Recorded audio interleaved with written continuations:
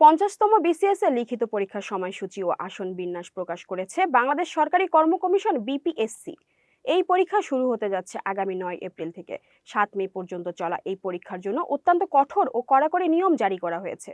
সোমবার 6 এপ্রিল কমিশনের ওয়েবসাইটে প্রকাশিত এক বিজ্ঞপ্তি অনুযায়ী 9 এপ্রিল বাংলা প্রথম পত্র, 12 এপ্রিল বাংলা দ্বিতীয় পত্র, 16 এপ্রিল ইংরেজি, 19 এপ্রিল বাংলাদেশ বিষয়াবলী, 20 এপ্রিল আন্তর্জাতিক বিষয়াবলী এবং 22 এপ্রিল গাণিতিক যুক্তি ও মানসিক দক্ষতা পরীক্ষা অনুষ্ঠিত হবে। এছাড়াও পদ সংশ্লিষ্ট বিষয়গুলোর পরীক্ষা 27 এপ্রিল থেকে শুরু হয়ে চলবে 7 মে পর্যন্ত। প্রতিটি পরীক্ষা প্রতিদিন সকাল 10টা থেকে শুরু হবে।